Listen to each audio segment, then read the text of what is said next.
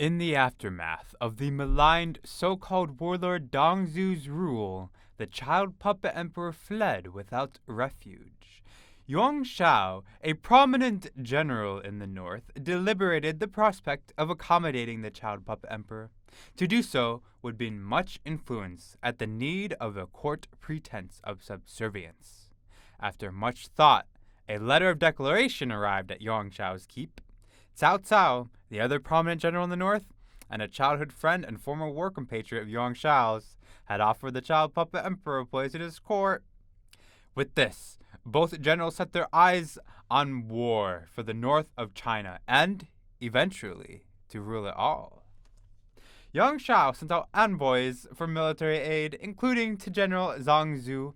Having a history of ill will with Cao Cao, Zhang almost agreed, but was advised to march for Cao Cao. Cao Cao controls the emperor. Shao has many men and would not appreciate your aid, while Cao Cao is vastly outnumbered and will value you more for it. Finally, to put personal feelings ahead of matters of the state is not to be accepted. And so, Zhang joined Cao Cao. A challenge faced Cao Cao before the conflict. A general under Cao Cao, Liu Bei, had been sent to quell a rebellion, and was rebelling. Liu Bei gathered their forces and sought an alliance with Shao. Cao Cao had a choice: stay to defend against Shao, or weaken their front to break Liu Bei's rebellion while they still gathered strength. An advisor advised that Shao shall act slow and hesitant, and because of this, Cao Cao could afford to direct forces elsewhere without this weakness being fully exploited. Cao Cao agreed and personally brought an army to oppose Liu Bei. An advisor of Shao advocated to seize this opportunity and to strike. Shao decided that, because one of his sons bore an illness, he could not fight right now. The advisor cried out in frustration, and Cao Cao returned from a successful squashing. Eventually, Shao prepared to attack. Their advisor Tian Feng interjected, stating that the opportunity for certain victory had passed with the return of Cao Cao's anti-rebellion force and further fortifications to their front. They praised the building of infrastructure, alliance making, to entice eager warriors to easy victories, and to harass Cao Cao's border. This, they said, would mean a leisurely win in 2 to 3 years. To go for the throat runs the risk of not meeting Shao's aspirations. Shao became frustrated with Tian Feng's oppositions and feared he would demoralize the soldiers, and so locked him in chains. And so, Shao attacked. Allegedly, Shao could gather a force of 100,000 infantry and 10,000 cavalry, while Cao Cao commanded a force that totaled 40,000. Though, the number of Cao Cao's forces throughout this campaign is questioned by Pei Song, writer for the emperor close to 200 years later. With the intent of a quick assault, Shao dispatched 4,000 soldiers to capture Fort Duxi. However, with the defenses of the river and previous fortifications, Shao's vanguard failed to capture the fort. While it is well known that an attacking force must vastly outnumber the defenders of a fortification, perhaps Shao underestimated the defense of Duxi and did not send more soldiers for the speed that would sacrifice. To secure a victory, before Shao could send reinforcements, Cao Cao sent a relief force of an additional 2,000, and with that fled the vanguard of Shao. His next goal, to assault Boma in force. With Shao's main army, and therefore reinforcements, so close to Boma, Cao Cao needed a strategy of nonlinear thought to hold the fort. The advisor Yuan advocated to split Shao's army, lead a feint as if to cross Yu crossing, and attack the flank of Shao's main forces, when Shao sends soldiers to intercept, and double back to assault the siegers at Boma. Cao Cao enacted this plan. Shao behaved as anticipated, and Cao Cao doubled back with light cavalry and defeated the anti-defenders. With this, Cao Cao declared Boma destroyed, unsuitable to defend, and set out to hold at Guandu.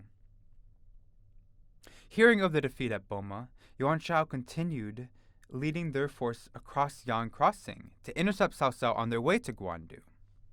Cao Cao's scouts observed the crossing of so many soldiers, and in response, Cao Cao had a baggage train abandon their horses and valuables.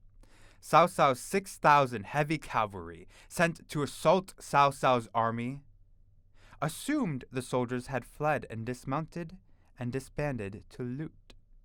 Then, 600 cavalry Cao Cao had waiting ambushed them, the would-be attackers, killing many, including the commander, and routing the rest.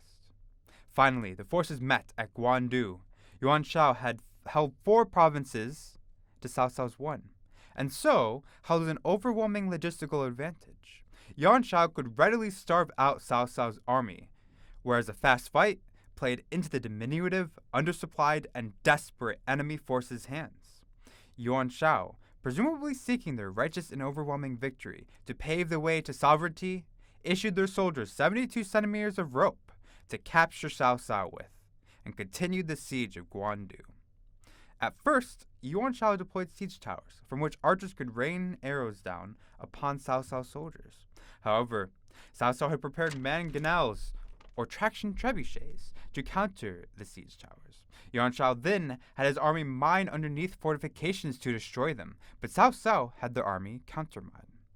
And so Cao Cao and their army held. Still, the siege was a stalemate, and Yuan Shao held the logistical advantage. The most certain way to win a siege is with the war of food. Cao Cao was disheartened. Their strategy thus far had been to avoid defeat and gain small advantages. However, so greatly outnumbered and so outsupplied, this path was still one to defeat. Cao Cao wrote of their warriors to Zun Yu at their capital. Zun Yu wrote that while Yuan Shao had a remarkable army, they could not utilize them effectively. Cao Cao had drawn a line in the sand, defended it, and fought Yuan Shao forces to a standstill. There will be a turn of events. Cao Cao simply must make sure to act. Cao Cao took this advice and held their fortifications. Yuan Shao's fresh supplies arrived at Guxi, surprisingly undefended for such a crucial resource. So, Cao Cao sent cavalry, and they burned the foodstuffs. Still, Cao Cao was losing the war of attrition. Yuan Shao sent a force of 10,000 to guard the next supply train, their emergency reserves at Wu Chao. At around the same time, one of Yuan Shao's advisors felt their aspirations for wealth could not be fulfilled by Yuan Shao, and their family had been arrested recently at Yuan Shao's capital. Angered by this event, they fled to their former friend Cao Cao and advised them that the soldiers at Wu Chao, though numerous, were undisciplined and could be readily murdered. His supplies, a month out from exhaustion, Cao Cao sent an elite force of 5,000 to destroy Yuan Shao's advantage. Yuan Shao and his advisors deliberated a response: reinforce the garrison, or attack Cao Cao's camp while his force was about, and hope they double back to defend. They chose to attack the camp. Cao Cao's army of 5,000 did indeed overwhelm Wu Chao's defenders, and they burned the last of Yuan Shao's supplies. Yuan Shao's attack could not overwhelm the extensive defenses at Cao Cao's main camp. Demoralized at the defeat and out of supplies, Yuan Shao's army splintered. Some of Yuan Shao's forces surrendered. Cao Cao had them buried alive. In a few years, Cao Cao took control of northern China and effectively founded one of the 3 kingdoms, though not before a defeat to a numerically inferior army at the Battle of Red Cliffs that cost them the ruling of all of China.